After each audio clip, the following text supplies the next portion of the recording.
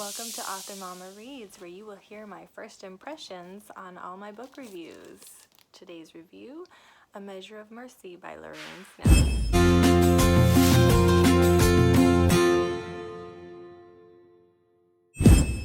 Okay, so first off, in the chapter 1, there's a bunch of prayers, and I like praying, but be detailed on it. Come in.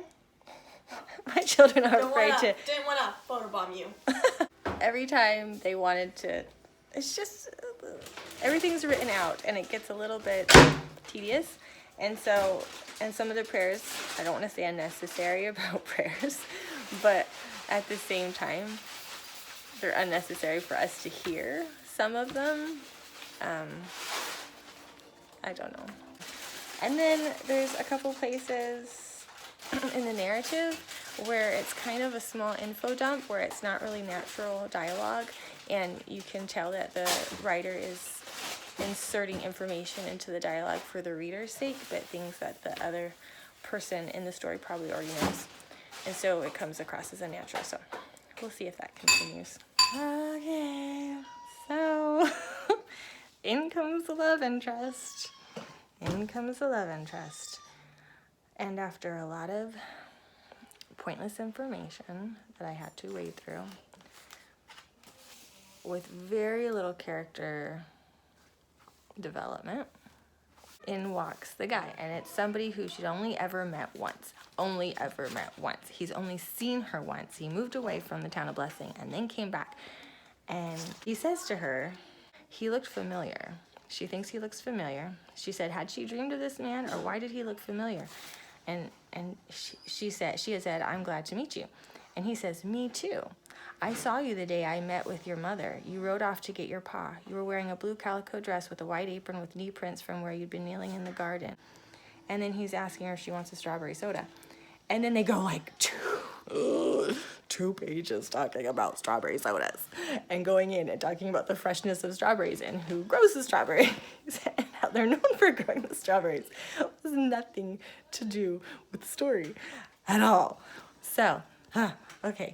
And I don't know a guy in the world who would confess right away to remembering details about a person he'd only seen once. He's like, oh yeah, I remember you too. You were wearing this, this, and the other. And he says it in front of other people.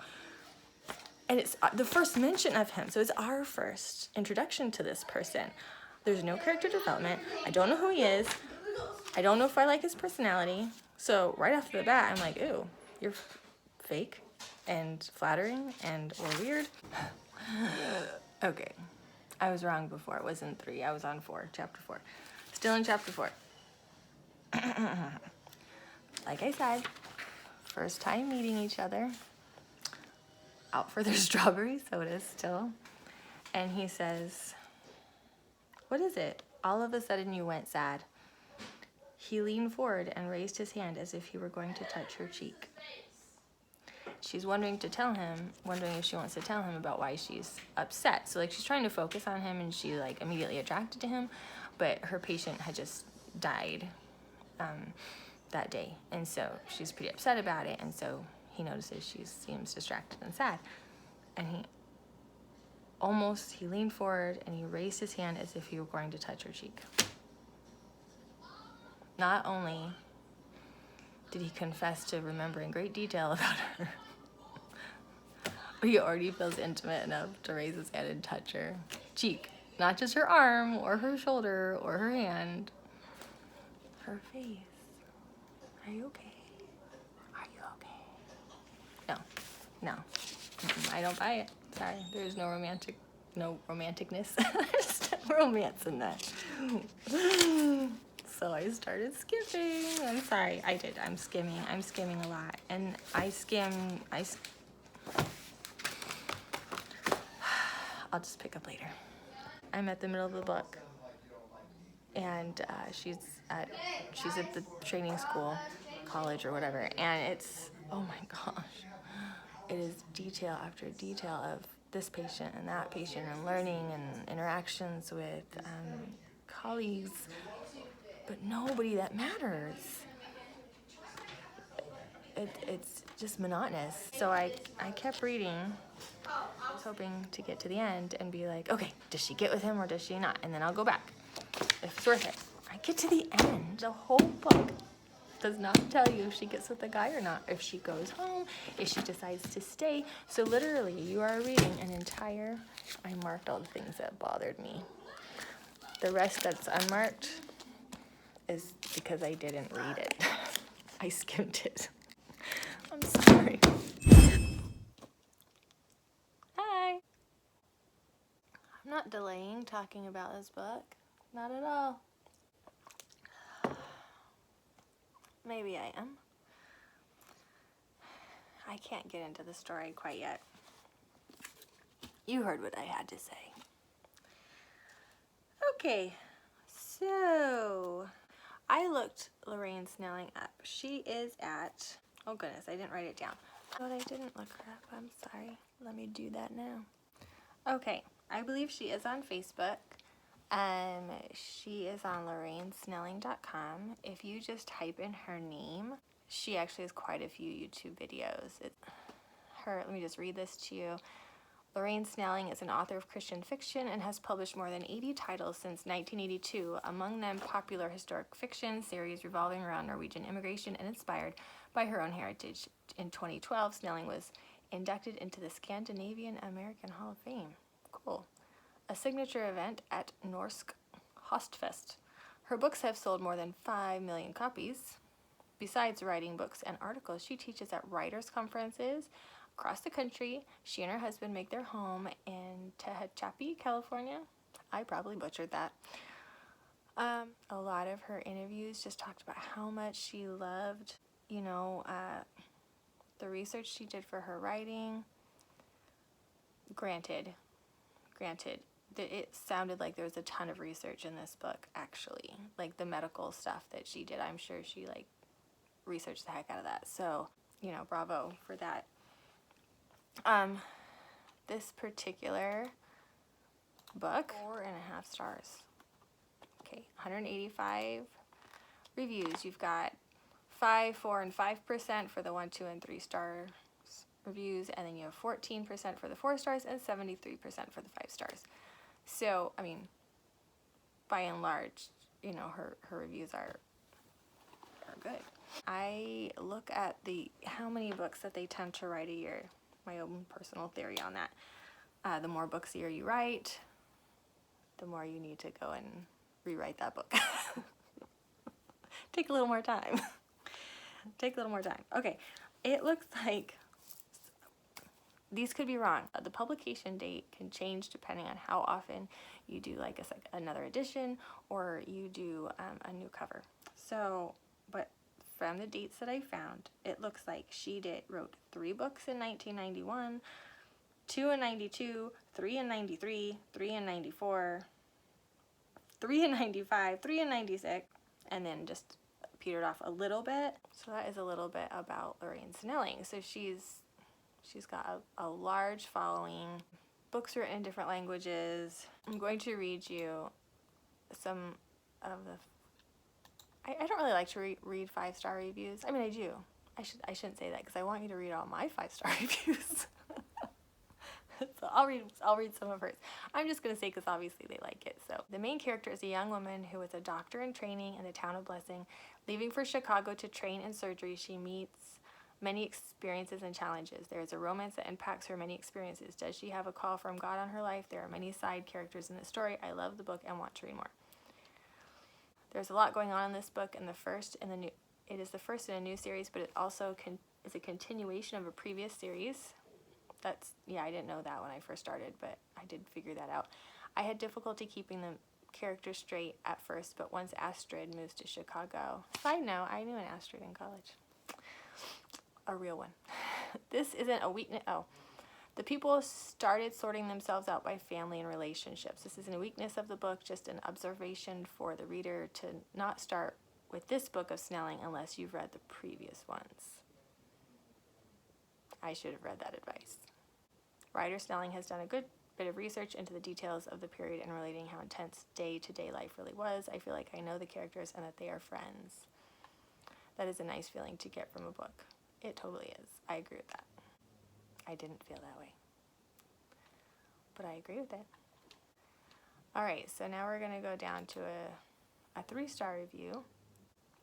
Not as easy reading in places, a lot of characters to keep track of, not as interesting as some of the Blessings books. This book needs a note saying to read it after previous series.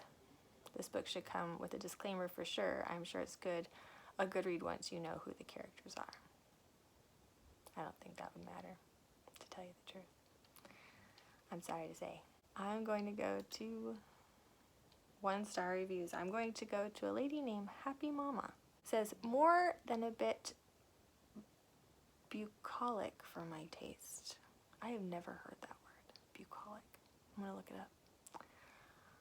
This is a nice, squeaky clean novel. The problem is that it is a nice, squeaky clean novel. Life is messy, and any challenges the heroines met seemed contrived and uninteresting. This results in a character one doesn't care about. Add in a thoroughly predictable plot, and you have a book that just plods on. I read far enough in the story to decide the characters were flat. I was hoping the action would pick up later. When I feel that way, I go to the last 10% of the book. If I don't know what is going on, characters have grown, and the plot becomes interesting. I go back and read the book. There is no need to go back and read this. This might be a great read for your 14-year-old daughter. It's not a book with any depth.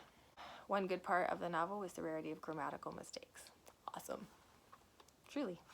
Nope, nope, nope, nope. Okay, so a 2-star review says, where to start? The story concept was good and the writing is done well. The problem is there are too many characters, no beginning, climax, and ending. Let me read that again. The problem is there are too many characters, no beginning, climax, or ending. That's the whole book. I will not buy this author again because the book didn't end. If you are a good writer and have a good story, you don't have to make people buy your next book by failing to end the first one. They will buy it because it is so good. Too bad, this author has potential. Which is, how depressing is that? For someone to say that this author has potential after this many books that she's written? Honestly, these negative reviews, the no beginning, climax, or ending, I think that's right on. Honestly, I think it began in the previous series. She picked up somewhere in the middle. There was never any climax, nothing that ever worked up to anything, and there was no ending. I don't agree with her in the fact that every series has to wrap up perfect like a bow. And maybe I'm speaking from my own series because it's a coming of age series and it needs to go on and it's just the story's not over, so I can't wrap it up yet. And that's the same with other books. Ooh, if you've read Silk by Linda Chaikin or her pirate series or Port Royal, there's quite a few series that continue. Like the romance doesn't happen until the 3rd book, which is awesome. Or, Zion Covenant, by Bodie Cheney. That romance and all that happens in the historical stuff, like it carries on and on every book. It doesn't go to new people like those same people carry through. So I don't agree with that. But this one didn't have an ending. It just left you. It left you completely hanging. So no, that's not good. Not good at all. Now, I want to be honoring to her, and the fact that she has put in massive amounts of work and probably blood, sweat, and tears into these books. There's a lot of them. I mean, who am I to say? She has 73%. She has 4.5 stars for this book, 73% for 5 stars. I happen to agree with the lower end of the spectrum on this one, but many people really liked it. And I have a feeling that the previous series that sort of set this one off, probably endeared the characters to them. And in so doing, they may have really found this particular series very enjoyable. And so they were willing to have an ending that really didn't go anywhere because they were already invested in the characters. So that could be, If you're curious, I would not start here. I would definitely go to the first of this series, which I don't know what it is. First book is Daughters of Blessing. So start with one of those if you want to read her. I personally will not. I will not go back. Or if I go back, I will go far back to the beginning, like far, far, far, far, far. You know, some people might not want to start with a newbie author because they don't write as well, but I feel like maybe if you got off track somewhere for just, you know, publishing for your publishing company and you just have to get them out there, you know, maybe your first ones are better because that's where your idea started. But I don't, especially with this many people enjoying her, and it seems like a lot of people gave her a pass, like, well, yes, this one's hard to understand, but you have to read the Daughters of Blessing before you read the Home to Blessing books, so keep that in mind. Next book here is Under the Midnight Sun by Tracy Peterson. This is the third book in the series, but this is the one I will be reviewing next. Bucolic means relating to the pleasant aspects of the countryside and country life. Now you know.